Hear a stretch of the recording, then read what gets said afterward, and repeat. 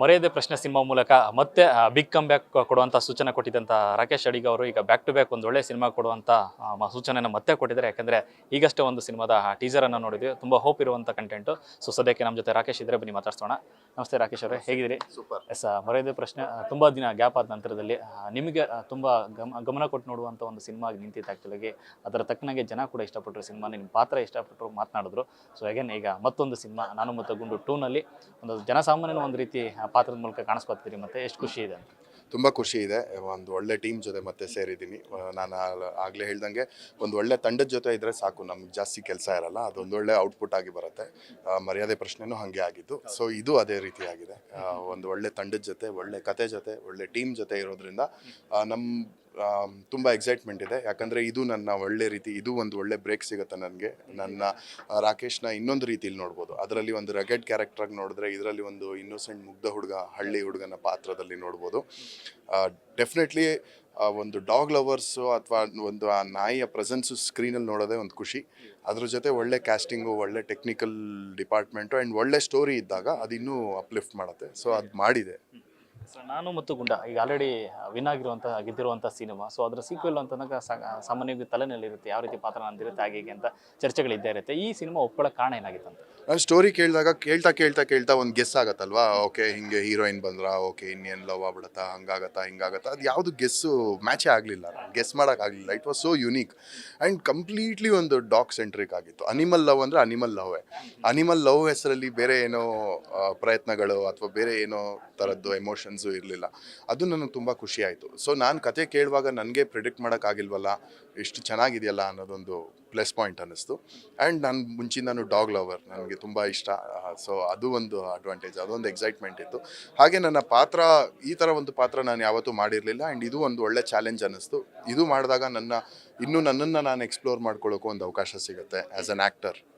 ಒಂದು ಒಳ್ಳೆ ಪ್ಲ್ಯಾಟ್ಫಾರ್ಮ್ ಇದು ಅಂತ ಅನ್ನಿಸ್ತು. ಸೊ ಐ ವಾಸ್ ಲಕ್ಕಿ ಈ ಚಿತ್ರದಲ್ಲಿ ಒಂದು ಪಾರ್ಟ್ ಆಗಿದ್ದಕ್ಕೆ.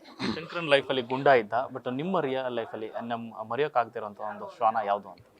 ನನ್ನ ಜೊತೆ ಹಸ್ಕಿ ಇದ್ಲು ಒಬ್ಳು, ಚಿಲ್ಲಿ ಅಂತ.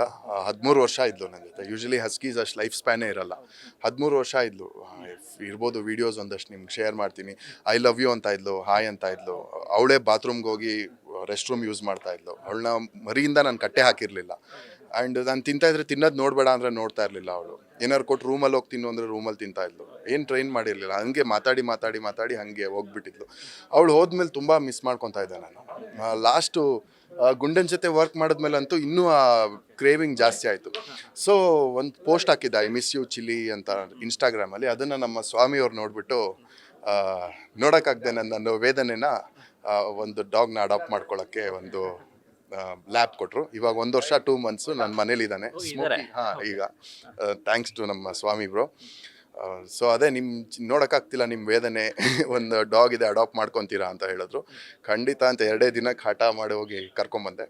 ಇವಾಗ 1 year 2 months ಅವನು ಟ್ರೈನಿಂಗ್ ತೊಗೊತಾ ಇದ್ದಾನೆ. ನನ್ನ ಜೊತೆನೇ ಅಡಾಪ್ಟ್ ಆಗಿ ನನ್ನ ರೂಮ್ಮೇಟ್ ಥರ ಇದ್ದಾನೆ. ಸ್ಮೋಕಿ ಅಂತ ಅವನ ಹೆಸರು. ಸೊ ಆದರೆ ಸಾಧ್ಯ ಆದರೆ ಈ ಪ್ರಮೋಷನ್ ಟೈಮಲ್ಲಿ ಯಾವಾಗಲಾದ್ರು ಕರ್ಕೊಂಬರ್ತೀವಿ. ಮೇ ಬಿ ಸಿನಿಮಾ ಮಾಡುವಾಗ ನಿಜ ಜೀವನದಲ್ಲಿ ಇದ್ದಂಗೆ ಕಾಣಿಸ್ತಾ ಇತ್ತು ಅಂತ ಅನ್ಸುತ್ತೆ ನಿಮಗೆ? ಆ ಡಾಗ್ ಜೊತೆ ಓಡಾಡೋದಾಗಲಿ, ಅದ್ರ ಜೊತೆ ಮಾತನಾಡೋದಾಗಲಿ. ಹೌದು, ಆ ಕ್ಯಾರೆಕ್ಟ್ರಲ್ಲಿ ಇನ್ವಾಲ್ವ್ ಆಗಿ ಮಾಡ್ತಾ ನಿಜವಾಗ್ಲೂ ಅಳು ಬಂದ್ಬಿಡ್ತು ನನಗೆ. ಅವನ ಜೊತೆ ಮಾತಾಡ್ತಾ, ಅವನ ಜೊತೆ ಪರ್ಫಾರ್ಮ್ ಮಾಡ್ತಾ. ಯೂಶಲಿ ಆ್ಯಕ್ಟರ್ಸ್ ಜೊತೆ ಅಷ್ಟು ಈಸಿಯಾಗಿ ಬರಲ್ಲ, ಫ್ಲೋ ಆಗಲ್ಲ ಎಮೋಷನ್ಸು. ಬಟ್ ಇವನ ಜೊತೆ ತುಂಬ ಈಸಿಯಾಗಿ ಫ್ಲೋ ಆಗ್ತಾಯಿತ್ತು ಎಮೋಷನ್ಸ್. ಏನೇ ಆದರೂ ಮನಸ್ಪೂರ್ವಕವಾಗಿ ಮಾಡಿದ್ದೀನಿ. ಸೊ ನನಗೂ ಒಂದು ಕುತೂಹಲ ಇದೆ, ಹೆಂಗೆ ಕಾಣಿಸುತ್ತೆ ಸ್ಕ್ರೀನಲ್ಲಿ ಅಂತ. ಅದೊಂದು ನನಗೆ ಇದೊಂಥರ ಲೈಫ್ ಟೈಮ್ ಮೆಮೊರೀಸ್ ನನಗೆ. ಸರ್, ನಿಮ್ಮ ಆಸೆಯಂತೆ ಆ ದಿನಗಳು ವಾಪಸ್ ಬಂದಿದೆ ಅಂದರೆ ನಿಮ್ಮ ಕನಸಿನ ದಿನಗಳು. ಯಾಕಂದರೆ ಮರೆಯದ ಪ್ರಶ್ನೆ ನಿಮ್ಮ ಪಾತ್ರನ ಸಿಕ್ಕಾಪಟ್ಟೆ ಜನ ಇಷ್ಟಪಟ್ಟಿದ್ದಾರೆ ಆ್ಯಕ್ಚುಲಾಗಿ ಆ ಪಾತ್ರವನ್ನು. ಈ ಪಾತ್ರನೂ ಕೂಡ ಅದೇ ರೀತಿ ಆಗುತ್ತೆ.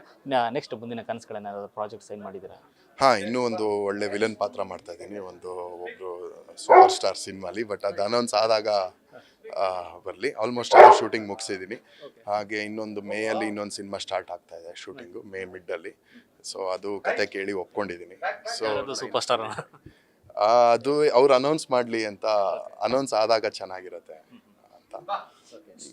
ಸೊ ಒಬ್ಬರು ಸೂಪರ್ ಸ್ಟಾರ್ ಜೊತೆನೇ ವಿಲನ್ ಪಾತ್ರ ಮಾಡ್ತಾ ಇದ್ದೀನಿ. ಒಳ್ಳೆ ಕ್ಯಾಸ್ಟಿಂಗ್ ಇದೆ.